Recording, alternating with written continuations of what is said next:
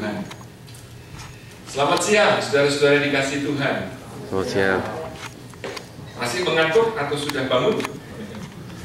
Tidak ada yang tertidur Pak ya? Ya. Oke, ini ada petani di China yang punya sapi, saudara.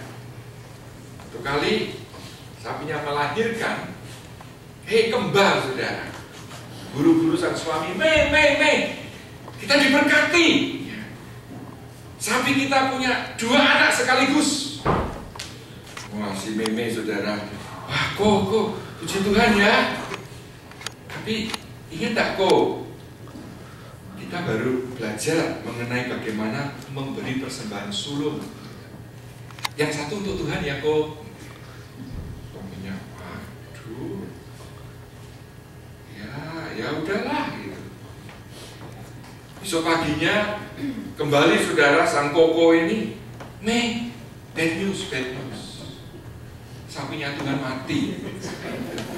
Loh, gimana koko, kan kita belum putuskan mana yang punya Tuhan. Sudah, barusan aku putuskan yang mati itu punya Tuhan. Saudara, kita minggu lalu sudah belajar 3 macam sikap orang terhadap hartanya. Masih ingat? Sikap yang pertama, milikku, milikku. Nah, di sini tidak ada yang begitu ya. Itu pencuri, perampok, ya, madol, itu ya, orang-orang yang memang greedy, saudara. Sikap yang kedua apa? Milikku, milikmu. Ya, ini masih lebih baik dari yang pertama. Tapi ini masih tipe orang apa? Pelit, saudara ya. Sulit untuk share. Prinsipnya, aku kerja, aku mendapatkan ini, ya sudah, ini punyaku. Nah, orang seperti ini kadang sulit untuk berbagi berkat Tuhan, bahkan untuk Tuhan sekalipun. Yang kedua pun, saya pikir di jemaat juga tidak ada. Amin. Nah, yang ketiga, saudara, ini jemaat AICC Moraga. Milikku adalah milik Tuhan. Ya, seperti lagu yang baru saja kita nyanyikan tadi, semua yang kita punya itu dari Tuhan. Tuhan titipkan, Tuhan percayakan kepada kita untuk kita kelola. Makanya kita itu disebut apa? Steward. Ya. Bulan ini kita mau diingatkan bahwa waktu kita datang ke dunia, kita tidak membawa apa-apa. Waktu pulang nanti pun tidak ada satupun yang bisa kita bawa juga. Selama di dunia inilah Tuhan mempercayakan kepada kita untuk mengelola hartanya. Kelak ketika kita berjumpa dengan sang empunya, the owner dari apa yang kita punya, kita dimintai pertanggungjawaban. Nah, ini juga yang banyak orang Kristen tidak tahu atau sudah tahu tapi lupa, bahwa satu hari nanti, saudara, kita itu akan ditanya oleh Tuhan. Kamu tak percaya $1 juta misalnya, bagaimana kamu sudah mengelola harta itu? Kita pikirkan, ya sudah, kita belanjain menurut kemauan kita, kesukaan kita, kepentingan kita sendiri. Kita mati, selesai. Tidak, saudara. Kita itu nanti, saudara, akan dihakimi bukan soal masuk surga atau neraka. Kenapa? Kita sebagai anak Tuhan sudah dijamin kan keselamatannya masuk ke surga.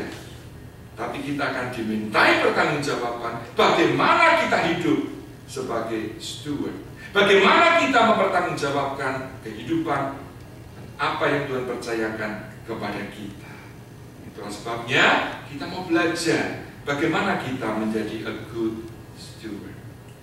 Mari kita membaca kembali Amsal 3. Amsal 3 ayat ke-9 dan 10. Kita lanjutkan pembahasan dari kitab Amsal yang ketiga ini. Amsal ketiga ayat 9 dan 10.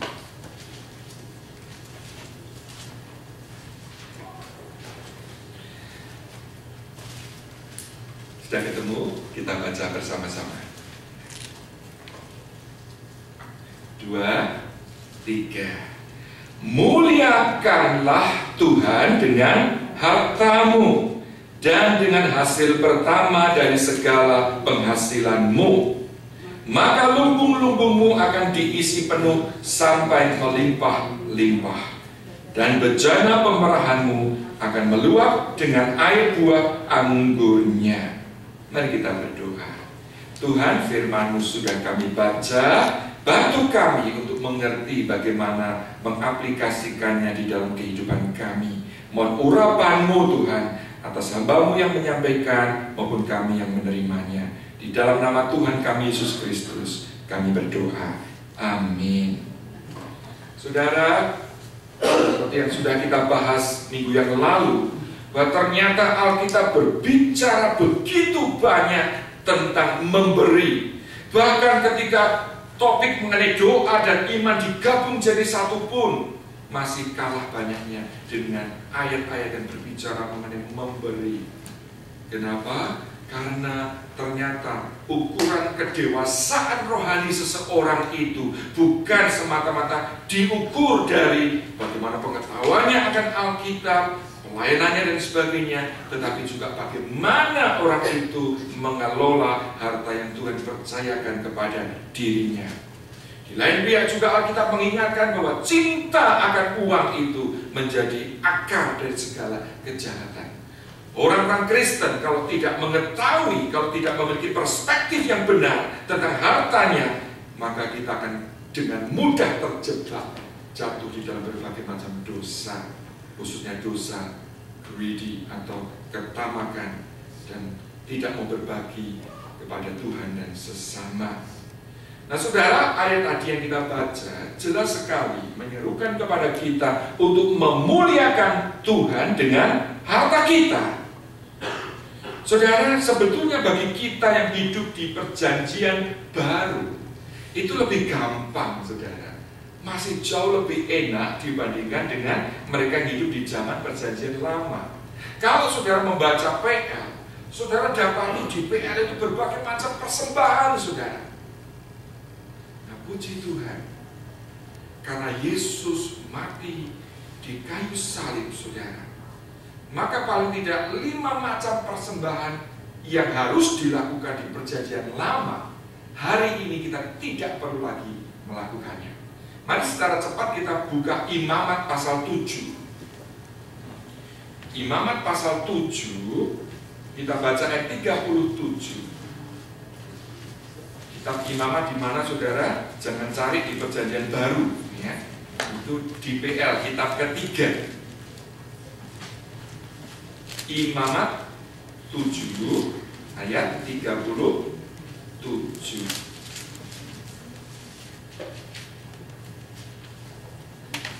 Bisa ketemu? Itulah hukum tentang apa? Nomor 1, korban bakaran. Sudah tahu apa ini korban bakaran?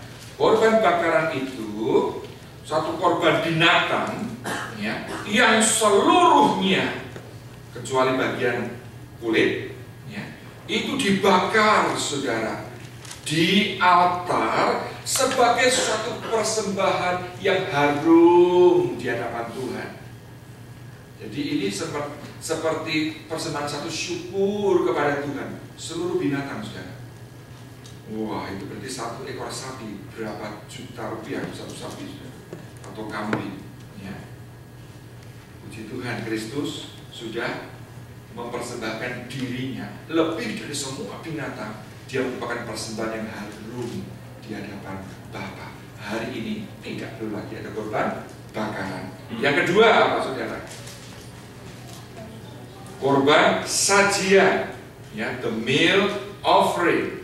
Ini juga milik persembahan bakaran, korban bakaran, tetapi bukan terdiri dari binatang. Tidak ada penumpahan darah di sini.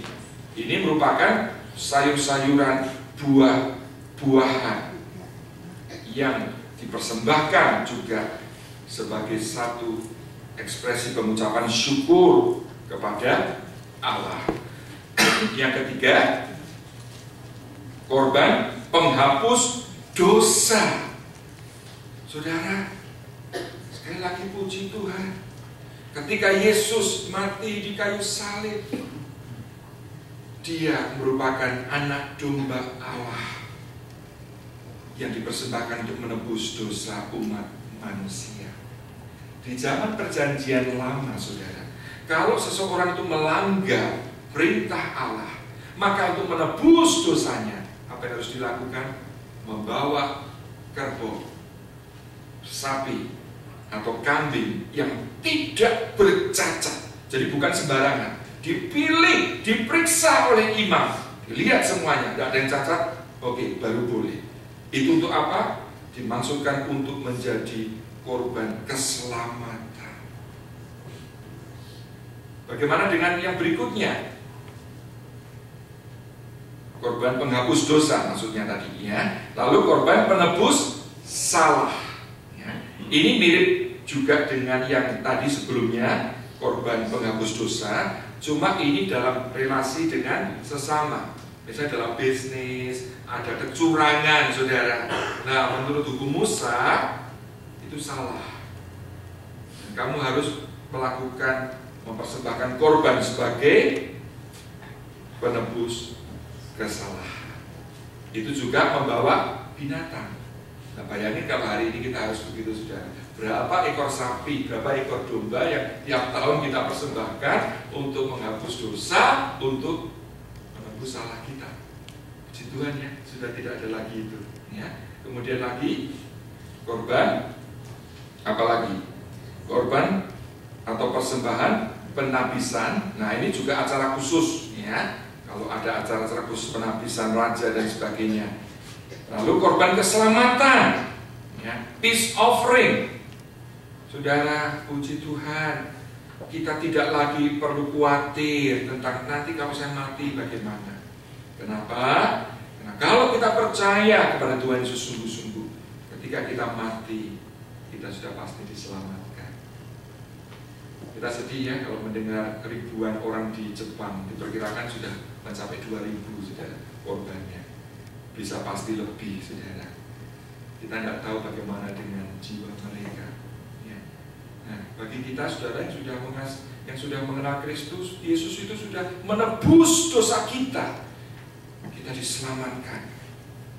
Sehingga, saudara, kita ini sebetulnya orang-orang beruntung, orang-orang yang diberkati oleh Tuhan. Nah, tadi kalau dikatakan muliakanlah Tuhan dengan hartamu, lalu apa yang bisa kita lakukan untuk Tuhan? Kita tidak lagi perlu membawa korban bakaran, tidak perlu lagi ada korban sajian, tidak perlu lagi membawa korban penghapus dosa atau korban penebus salah. Kita juga tidak perlu membawa korban keselamatan. Kalau gitu kita bagaimana? Bagaimana dengan persepuluhan? Nah, ini yang seringkali bagi orang Kristen menjadi satu pertanyaan. Apakah persembahan persepuluhan yang begitu ditekankan di dalam perjanjian lama masih perlu untuk kita lakukan? Jawabannya bisa ya dan tidak, saudara. Ya. Orang yang mengatakan tidak, loh itu kan PL. Ya. Kita hidup di zaman PB. PL diharuskan, kita kan PB zaman anugerah, ya. Tapi juga sebetulnya ini jawabannya iya. Kenapa? Saudara, kalau tadi dibilang itu PL, yang tidak perlu kita lakukan lagi itu persembahan yang bersifat apa? Bersifat korban-korban yang menggantikan kesalahan atau dosa kita, yang bisa membawa kita untuk keselamatan, walaupun itu sebetulnya hanya simbol. Sebab itu, saudara, ketika Yesus sendiri sudah menjadi korban yang sempurna, kita tidak perlu lagi melakukan itu. Tapi untuk persepuluhan dicantumkan tidak tadi di Imamat 7 ayat 37? Tidak, karena persepuluhan itu tidak berkaitan dengan itu, saudara. Lalu bagaimana dengan perjanjian baru, saudara? Saudara, walaupun di perjanjian baru, kalau saudara baca, ya, baik Tuhan Yesus maupun para rasul tidak menekankan atau bahkan tidak menyebutkan tentang persepuluhan. Bukan berarti karena itu tidak penting. Saudara, dari hasil studi saya, saya mendapati bahwa Tuhan Yesus itu dan murid-muridnya